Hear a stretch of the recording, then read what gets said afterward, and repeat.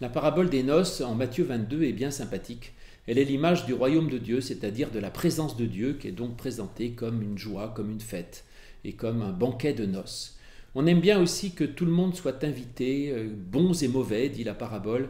La seule condition, c'est d'accepter, d'entrer dans cette présence de Dieu. Mais on est gêné en général par ce qui se passe à la fin, où on dit que le maître se promène et il voit là un de ses invités de dernière minute qui n'avait pas d'habit de noces et il le met dehors sans ménagement. Comment le maître peut-il être aussi dur avec ce pauvre hère qui probablement n'avait pas les moyens de se payer un beau vêtement? S'il voulait le mettre dehors après, il aurait mieux fait de ne pas l'inviter du tout. Alors on arrive en général à trouver une solution à cela parce qu'on raconte que les habits de noces étaient en fait offerts par celui qui invitait. Les gens venaient donc de loin, tout sales par le chemin et poussiéreux, et il y avait à l'entrée un vestiaire où l'inviteur donc donnait un vêtement de noces à tous ceux qui entraient dans la fête. Et ainsi, si ce personnage n'avait pas d'habit, ce n'est pas qu'il n'avait pas les moyens de s'en offrir, mais c'est qu'il avait refusé le cadeau du maître.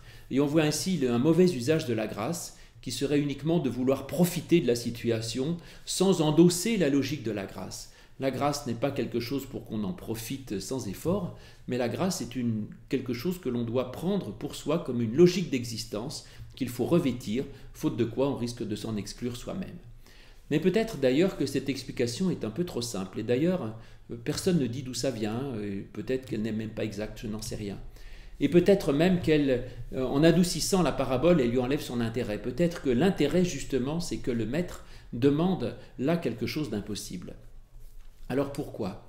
On peut prendre le texte au sérieux et voir que le maître ne chasse pas l'hôte parce qu'il n'a pas de vêtements, mais il lui dit « Mon ami, pourquoi n'as-tu pas de vêtements de noces ?» Et on nous dit que l'invité ne répond rien. Et c'est ça qui est grave, non pas de ne pas être parfait, mais de ne rien dire. Autrement dit, le péché est pardonnable, ce qui ne l'est pas, c'est de ne pas demander pardon ou de se couper de toute relation avec Dieu. Et quand on refuse la relation, ne serait-ce que pour demander pardon ou pour s'expliquer ou pour remercier, eh bien on s'exclut soi-même de la grâce, et donc c'est tout à fait logique qu'il soit exclu. Ou alors il faut se souvenir qu'il s'agit d'une parabole et pas d'une réalité. Et que, effectivement, la parabole, c'est que l'idée n'est pas d'être dans un vrai banquet, mais d'être admis dans la présence de Dieu. Et alors cet habit de noces n'est pas un habit matériel, mais c'est quelque chose que tout le monde peut s'offrir. Il s'agit de s'habiller le cœur. Et donc oui, pour entrer dans la présence de Dieu et bénéficier de la grâce, il faut s'habiller le cœur et se revêtir d'un bel habit pour être en présence de Dieu. Et cet habit n'est pas un vêtement de travail, ce n'est pas un vêtement de randonnée ou de marche, mais c'est un vêtement beau pour ne rien faire.